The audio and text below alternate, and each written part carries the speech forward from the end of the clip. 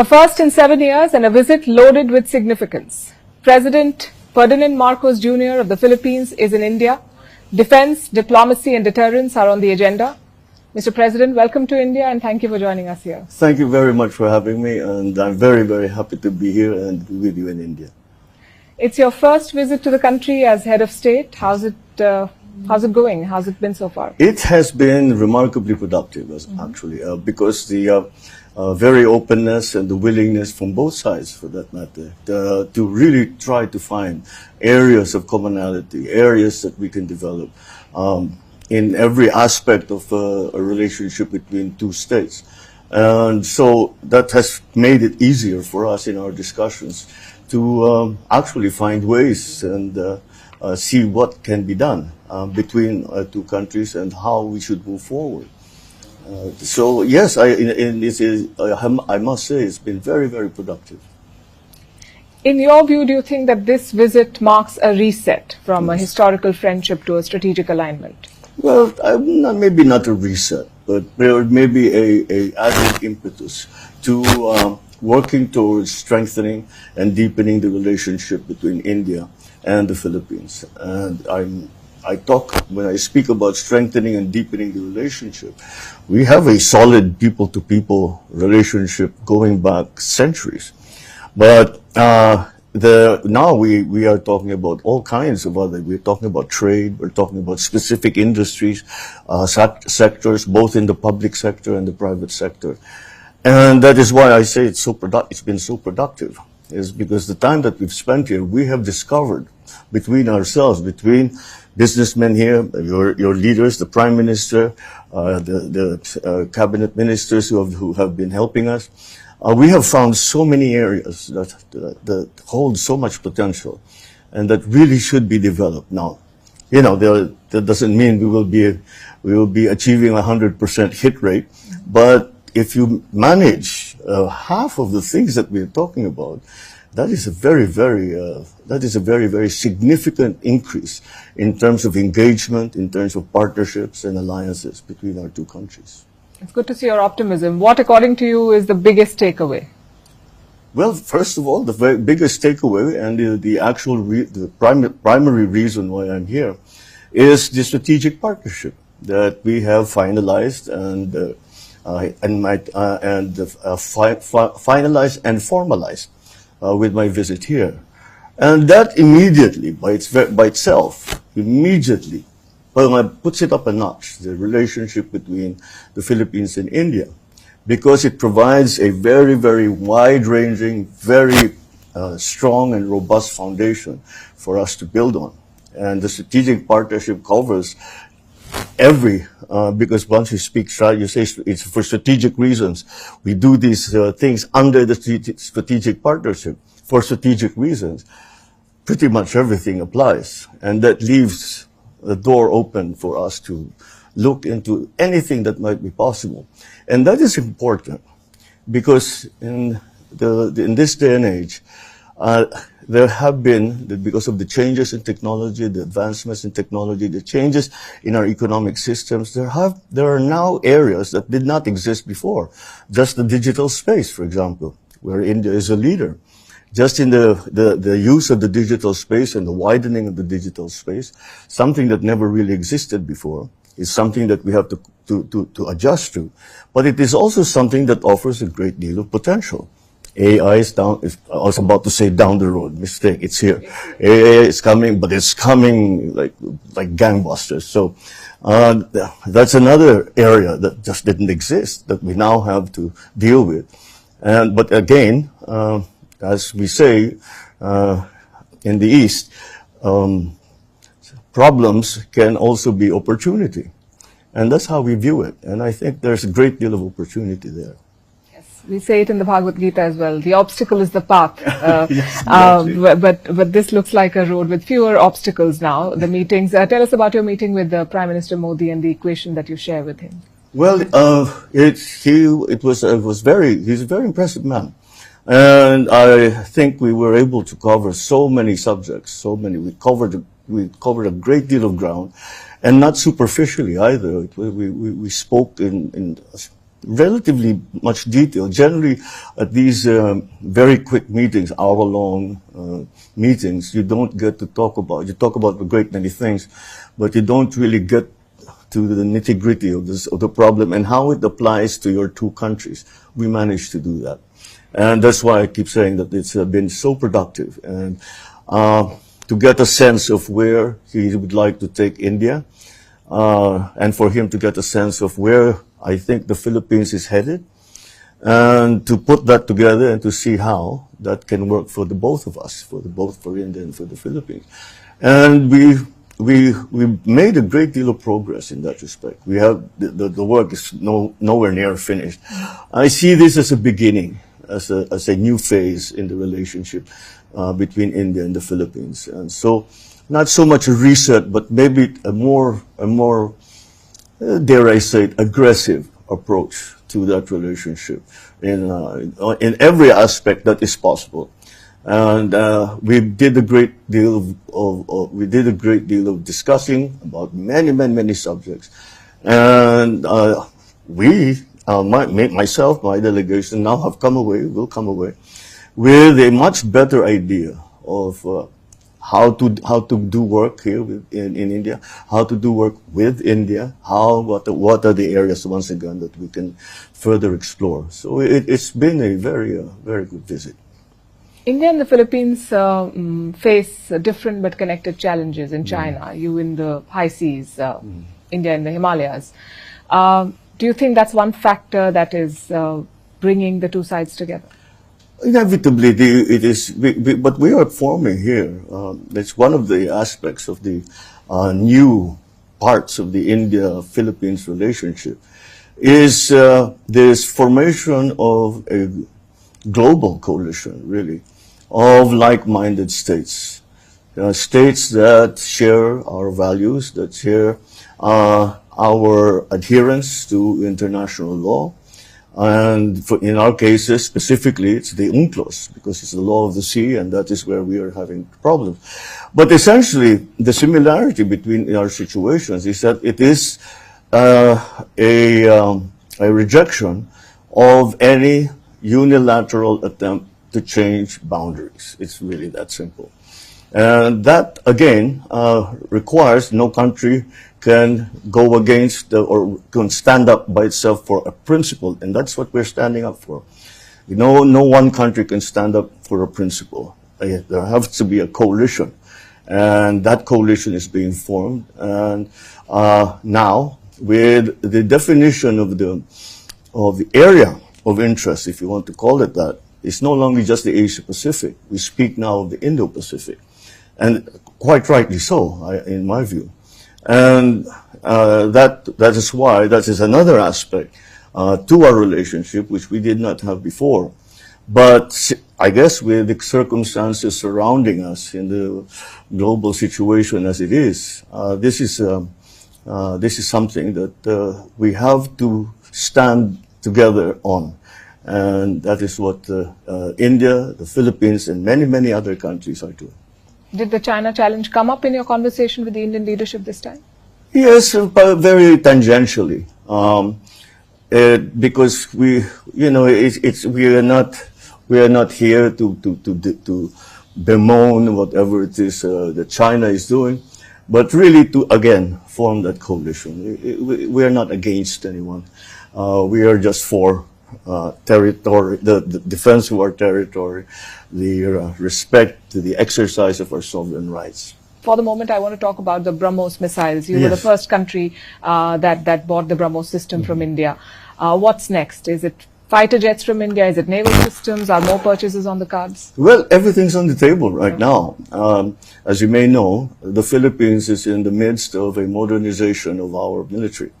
And so we are looking to see what's the most suitable for our defensive needs. Let me be clear, though.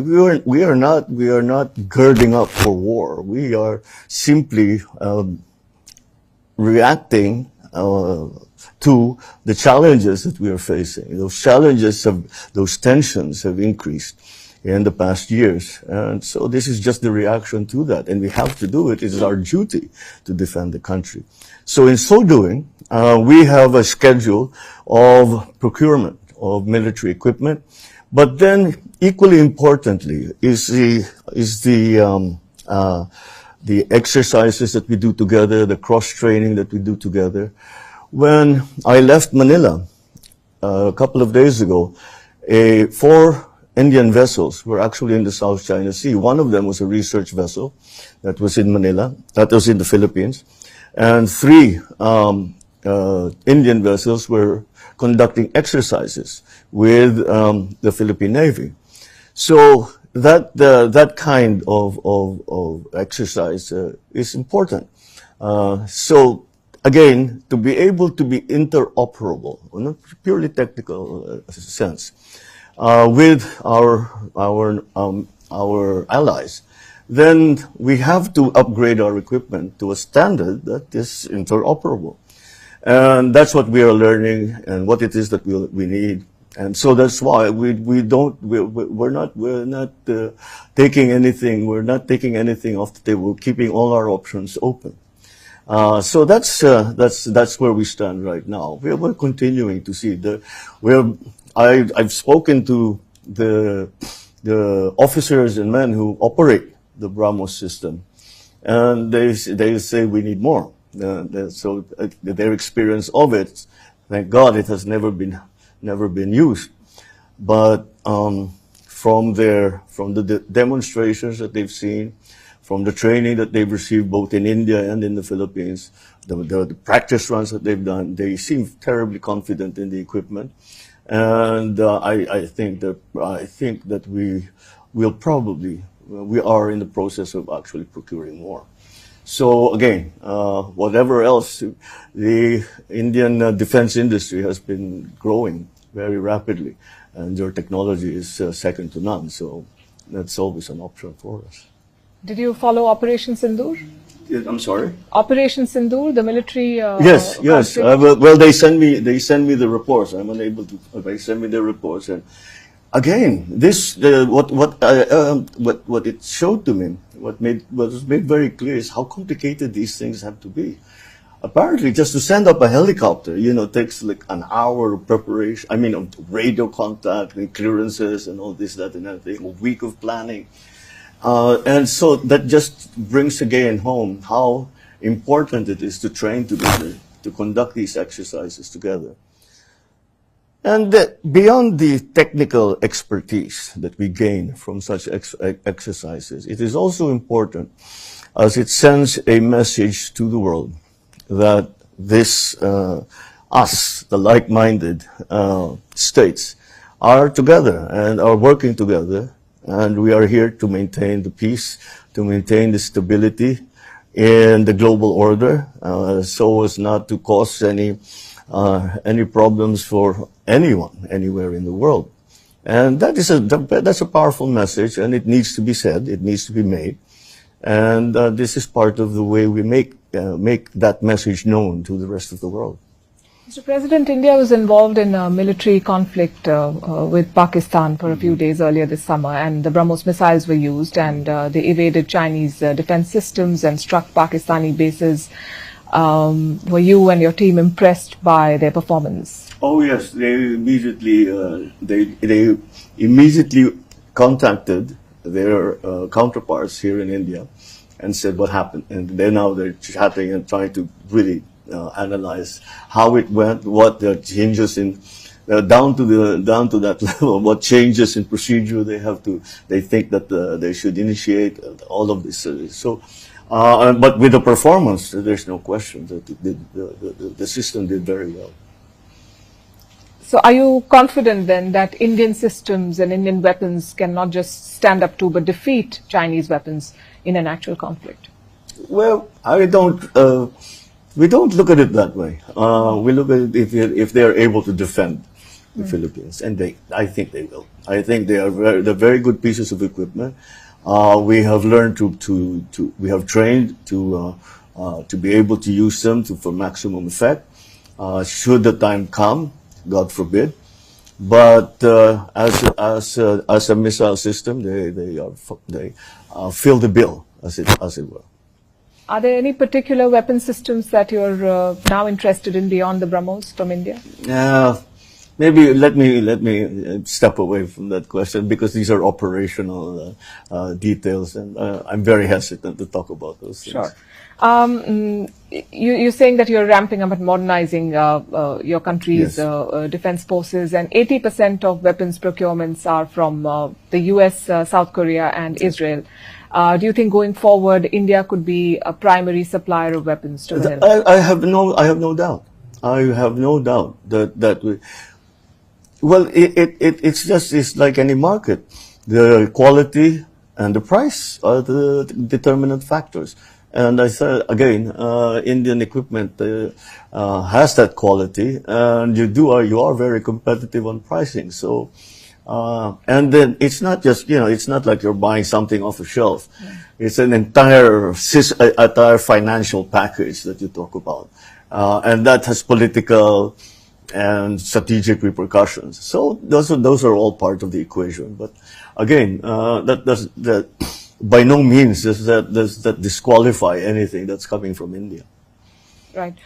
You mentioned the joint naval drills, the first of its kind between India and the Philippines in the South China Sea, parts of which are contested.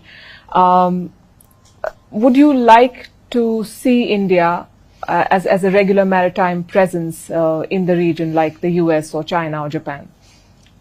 In my view, in the past year, shall we say, India has been a very significant and almost constant presence in the South China Sea. It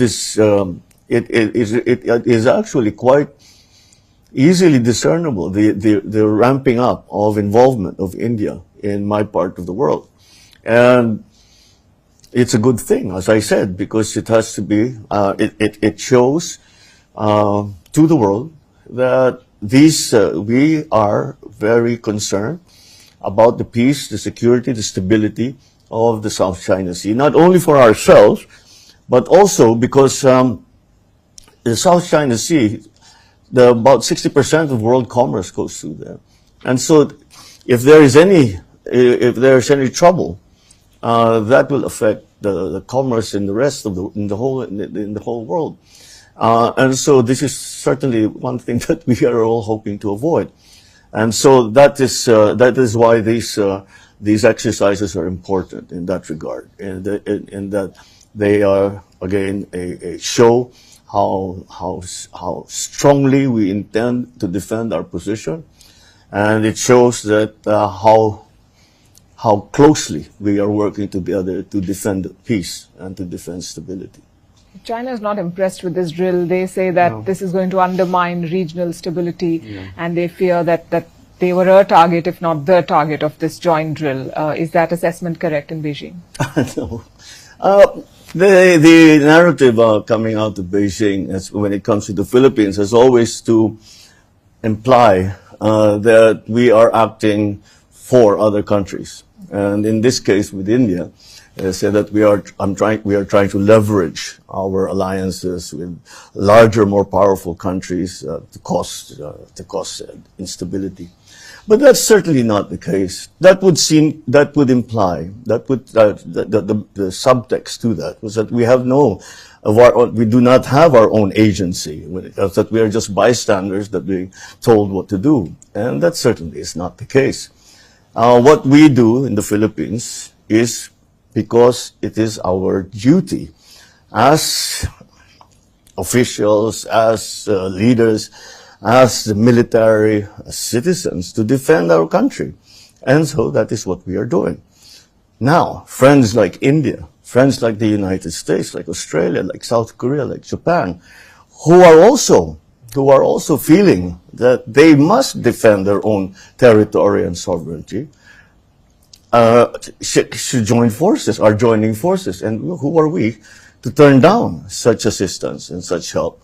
And we are, of course, ourselves very willing to also assist those partners, our partners around the world.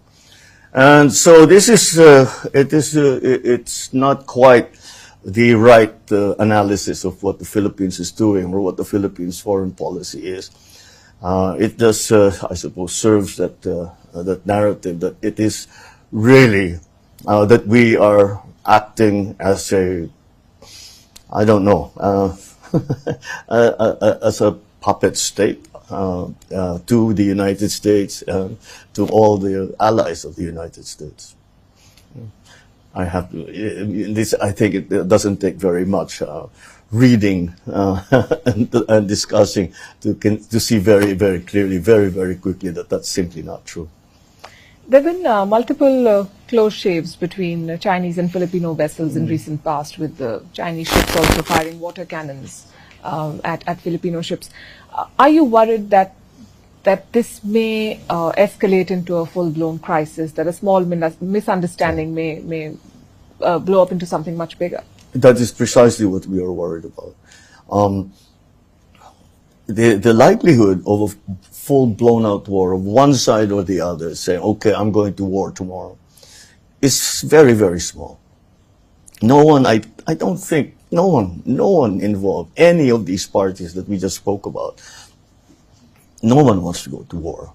However, and this is again, that's what I said, that's why it's so important for us to be interoperable with our allies, is you can make a mistake. Some guy pushes the wrong button. You know, the navigation goes wrong, and a mistake, a misunderstanding and a mistake. And that could just blow out of proportion. People start to overreact, and before you know it, it's a shooting war, and that is what we want to avoid. So a very important part of avoiding that is, as I mentioned, very good communications within our alliances, but also very good communications, open communication lines with everyone involved. So that if there is a problem, if there is a report, for example, that our troops are shooting at one another, that you can pick up the phone and say, I am about to tell my people to back down. Please tell yours to back down. We don't want this. This is just a misunderstanding. So we keep that. We must have that line open. We have to have that hotline. And we do. And we maintain it, and we make sure that it is useful. So it's not like the classic concept of actual telephone, but we have regular discussions, regular meetings at the ministerial, the sub-ministerial level, just to keep things manageable. I don't know that the problem will go away, but to keep it at a level where somehow it is still manageable. I don't know if we're at that level. I'd like to bring the tension down. I'd love to cool the rhetoric a little bit. But you know, people see. Certainly in the Philippines, people feel strongly about it, and they make their feelings known. I'm sure they do. Your recent State of the Nation address is coming under a lot of scrutiny. In last year's speech, you promised to not yield even an inch of Philippine land in disputed areas. This year, your statement did not make an explicit mention of that, of the West Philippine Sea, but you focused more on non-alignment on Manila's part. Would you say you watered down your statement? Did you, and why? No, I did not. You're the second person to ask me that. But the two things are not mutually exclusive. You can defend your sovereignty, you can defend your territory, you can do all of that, you can modernize your military, and at the same time, you can continue to be a friend to all and an enemy of none. So that there is no misunderstanding. Let me say it again. The Philippines will not cede 1 square inch of our territory. We will not give up the exercise of our sovereign rights. Ever. I hope that's clear. Absolutely. I think this is a clear message to your critics and to your followers, who I'm sure are relieved to hear this. You're a treaty ally of the United States, and an important part of that treaty is mutual defense. You were also in Washington recently, and you had a conversation with the new president, Donald Trump. Are you convinced that if the Philippines faced a security challenge, the US under Mr. Trump would come to your defense? I am. Because the assurances that we have been receiving in those terms from the new administration before I went there, and when I went there, and since that visit, I've been very, very strong from the Secretary of State, from the Secretary of Defense, Secretary of State Mark Rubio, Secretary of Defense Pete Hegseth, and all the other officials, that the policy on the Philippines does not change, and that we use the term, we refer to the term ironclad, and we have to remember, as I mentioned when I was in Washington, that the term ironclad, as it relates to the relationship between the U.S. and the Philippines, was actually coined by Mr. Trump in his first term, and when he was asked about the Philippines. And I sincerely believe that is constant, and that has remained constant. And I'm not surprised, because we really have had a very, very long history together with the United States. It's been over 100 years in various forms.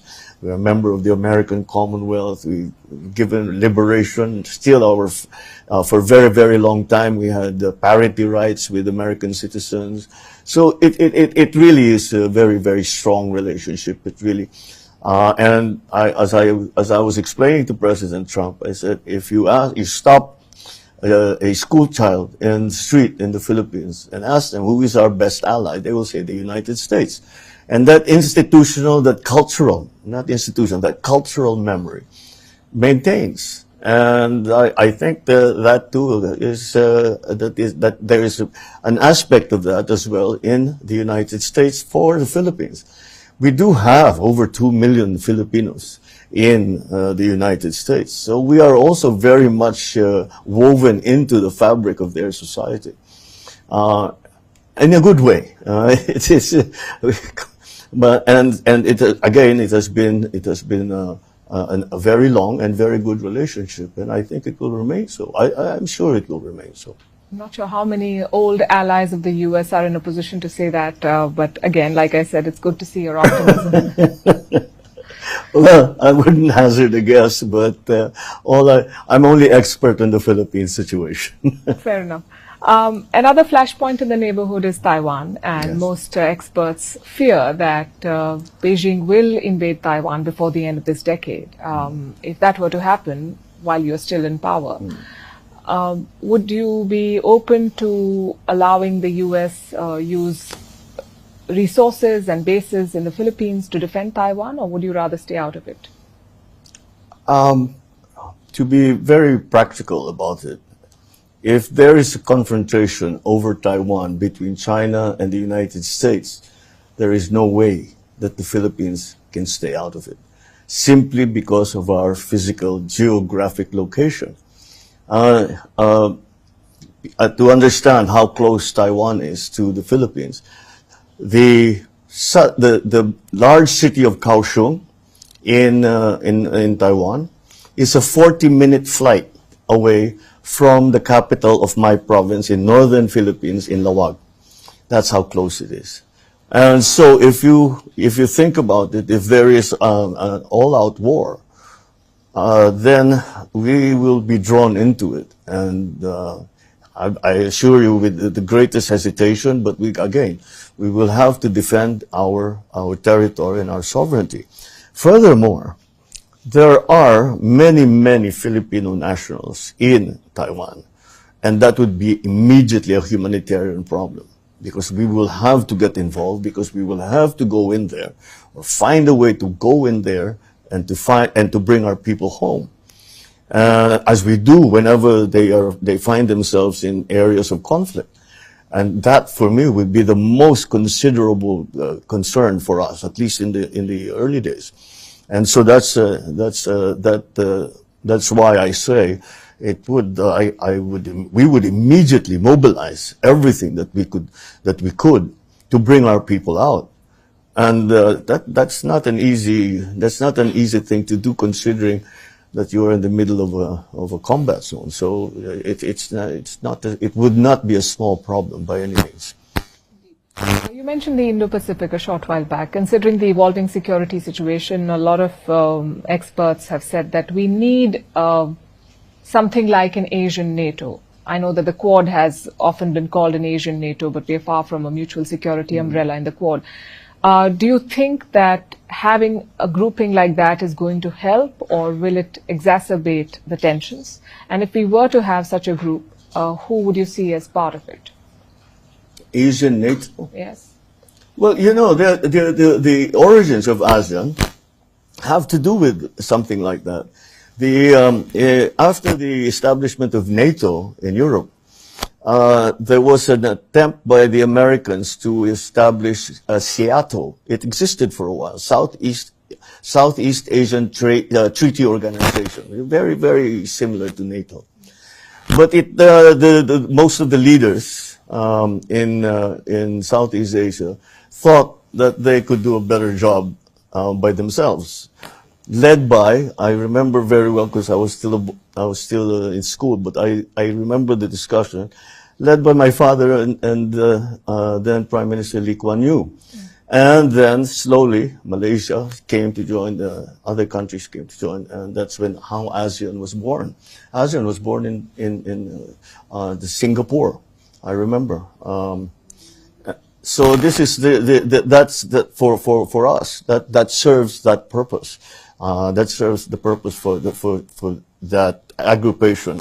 However, since we now define the region that needs to work together as Indo-Pacific, then ASEAN may be no longer enough. Maybe there has to be more. But even if you watch ASEAN has involved more and more countries every time that we have our summits. And as we have ASEAN, we have the ASEAN, we have the APEC, we have the ASEAN plus, we have the ASEAN plus Gulf countries, we have the ASEAN plus China. And so it's evolving that way, and it's evolving. So although they are not members, and we just we're about to welcome Timor-Leste as a full member from observer status. But although they're not members, they're very, very much part of the discussion now. And I think that's absolutely the right way, the right direction to go. Because these forces of instability that we have just been suffering. Number one, we still are, for all intents and purposes, still suffering some of the ravages of COVID. So there is that. So and then the wars all around the world, and then now the impending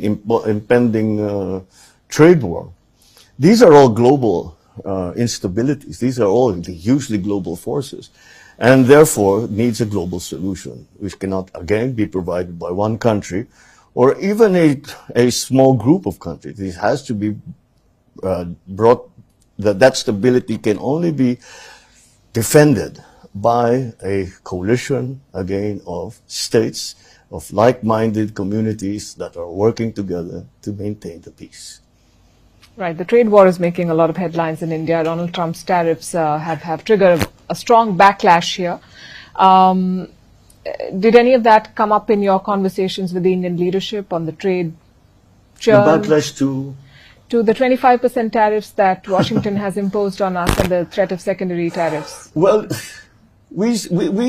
our situation was a little different. We started off at 17%, and then about a week before we went to Washington, it became 20. And so we went and we tried to negotiate, and we managed to claw back 1%. But that's where it stands right now, and it's just something that we will have to adjust to. And the effects, certainly, the effects on our economies are all about the same. The United States is a very large trading partner of the Philippines in terms of the Philippine imports and exports. And so there will be an effect. And I've asked all our best economists to model it, and to see, give me some kind of idea what the effect will be. Before we went to the United States, they said, what each percent that we can win back from that 20, what will be the effect to the economy in terms of growth, in terms of inflation, in terms of job creation, all the usual economic tests. And no one can quite quantify it. They say, well, it'll go in this direction, it'll go in that direction, but you cannot. This has never happened before. Yeah. So the entire world economy is going to have to readjust itself, reinvent itself in many ways, because even just as a thought experiment, if everything went back to what it was before the tariff schedules were set by the United States, the world economies are not going back to where they were. We will have adjusted now to a different place. Now, where is that place? And that's what all of us leaders are trying to determine.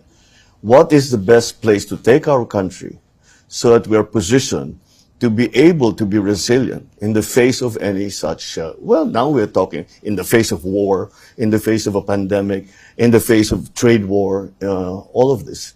And that, again, that is why these coalitions that I keep talking about are very, very important. When it comes to the economy, uncertainty is the worst enemy. Yeah. I would rather as an economist or even as a businessman, you tell me that business is going to be bad for the next year, I can plan. But if you tell me I don't know what's going to happen, what do I do then? And the tendency is to play it safe, to watch and wait. And that's more or less what's happening. So what's your advice to countries that are still hoping to get a deal with the U.S.? The best advice, the best advice I got was negotiate hard, but just do your best. Mm-hmm. Just do your best. Be smart about it. I guess it brings us back to that lesson we learned from pandemic, the lesson we learned from trade war, the lesson we learned from the war. We now need to be agile. Our economies need to be agile. We need to be able to adjust very quickly. That action came about because of technology moving so quickly. But now it also applies with geopolitics moving so quickly, with the trade structure moving so quickly. And so that's how we are structuring our economies to be strong, robust, but agile. And it seems to be the most important quality right now. There's the BRICS group, yes, that the US president is not a fan of, evidently, but it is expanding, and now it has 10 members. Yes. And earlier this year, a senator in the Philippines said that Manila should join the BRICS. Yeah. Would you want to join the BRICS? I think I'd certainly be open to it. I haven't given it a lot of thought. We'd have to we'd look into it, but it provides us more options.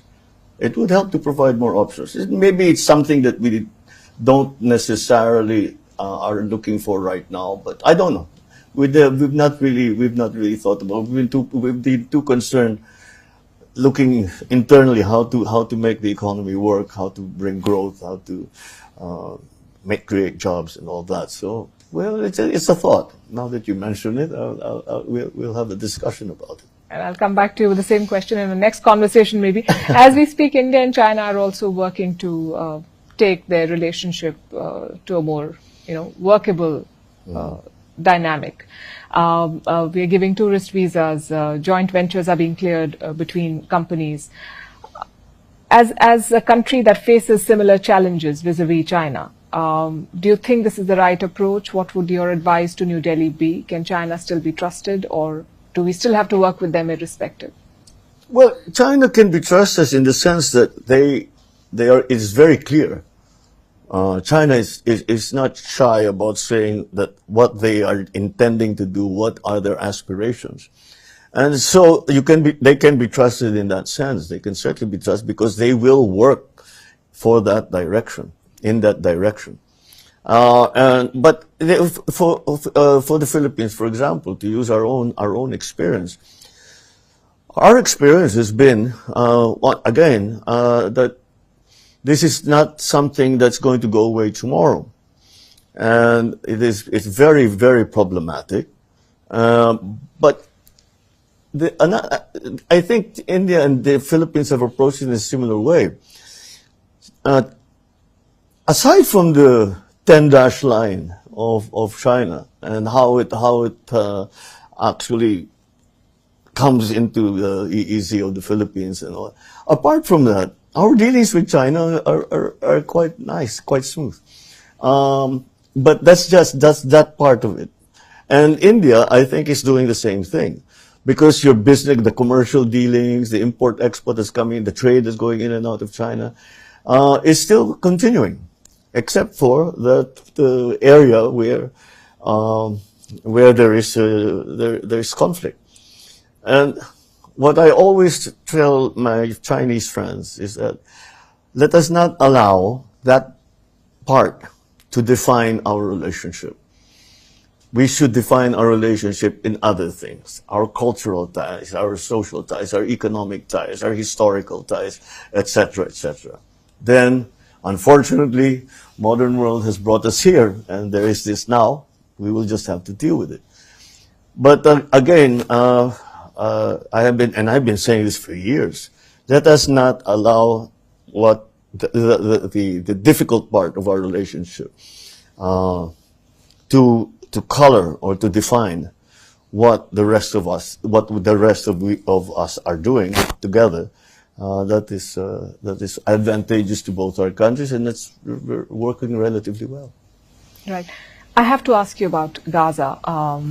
You are an ally. Philippines is an ally of Israel, but you've also voted for a ceasefire at the United Nations. Yes. The situation is deteriorating. There is talk of starvation in Gaza. Do you think the world is doing enough to stop Israel? Do you believe Israel is starving Gazans on purpose? I think the world is doing what it can. At least certainly the European countries with now the threat of first the UK and then some other EU countries who recognize a Palestinian state within the year. I believe during the General Assembly of the United Nations, I think is the intended schedule. So these are the forces that it can bring to bear on Israel, because I think I don't know what they say in Israel, but everywhere else I think it is unanimous that the humanitarian cost of the continued attacks on Gaza is unacceptable.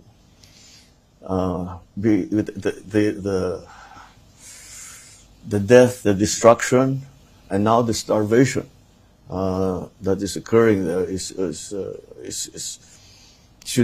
should not be happening in this day and age. We should not allow this. But what can one do? Unless we go in there and forcibly, nobody wants to do that either. So it is a very, very difficult situation. And it is really, I was watching the news earlier, and President Trump said it's up to Israel. And yes, he's right. It's up to Israel. Israel has to decide to allow humanitarian aid to come in. It has to be them to decide. We can put pressure on them. We can, have resolutions in the United Nations. But at the end, the Israeli leadership has to decide that, okay, enough humanitarian costs, we will do something else. Unfortunately, the trend doesn't seem to be headed in that direction, with the promotion, or rather the proposal to occupy the entire Gaza. So it's a terrible situation, and we look on in horror at the death, the destruction, the suffering. But what always brings tears to my eyes are the children. Why the children?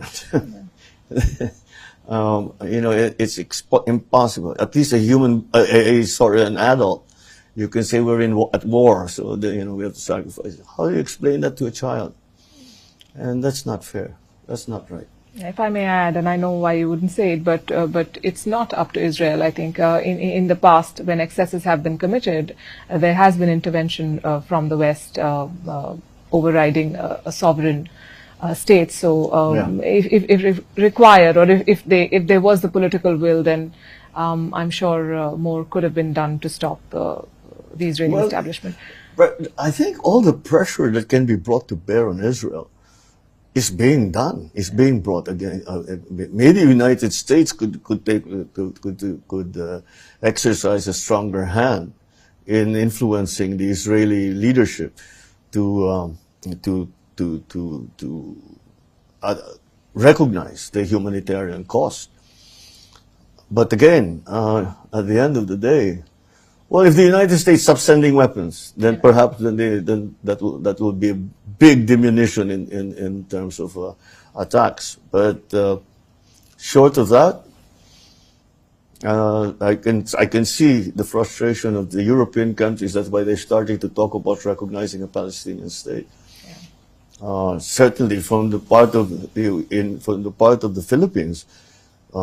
Again, of course, we are your allies, but we cannot. We do not. We are always for peace. Even our own situation with the West Philippine Sea, which is South China Sea.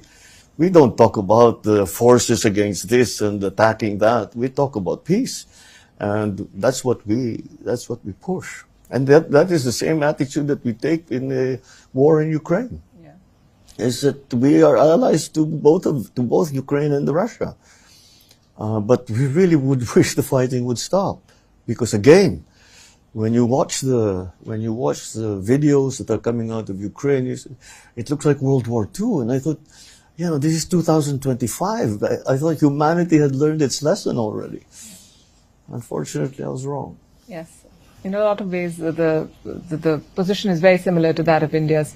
I believe we have very little time left, but like I said, that Philippines is a big country for us. For Firstpost, I mean, we have a relationship of third biggest in terms of viewership and subscription after India and the US. Yeah. So for the domestic audience, if I could ask you about your relationship with the Vice President, Sara Duterte. I know you refused to comment on the impeachment process, so let me ask you point blank, do you support the removal? I've not refused to comment on the impeachment process. I've just made it very clear that the executive, the President, has very little role to play in that process. So we are of course very interested parties, very interested observers, but it doesn't go beyond that. Well, I think that the political heat, all the noise is toned down, and we are because that was on the build-up to the last election in May. That was what we call the midterm elections. You say the president and the vice president are not candidates because we have a 6-year term. Everyone else, more or less, has a 3-year term. The senators. 12-12, that's how we elect them. So it was a build-up to the election. So the political heat, the political noise, the political rhetoric, of course, rose accordingly. But the election is done. It was conducted very well. There was of course, there were still problems, but as a rule, I would venture to say that it was the most peaceful, most transparent election we've had in recent history, in my memory, anyway. And so, now, since then, since everything has been decided, the electoral protests, for the most part, have been decided. And so, peace once again reigns. The charge against her to hatch an assassination plot, you worked with her. Do you think she's capable of something like that? Oh. I don't know. But I'm really not in a position to say what that's about, but you have to be careful. Yeah. But then in my position, there always is some kind of threat, and we take them all very seriously. Very well put. Thank you very much, Mr. President, for your time and for your candor. You've taken all the questions, and you said that we are in an age of uncertainty. So I think at this stage, I think the world needs leaders who can balance allies, adversaries, and domestic expectations, leaders like you. Thank you very much. I fully agree with you. Thank you very much.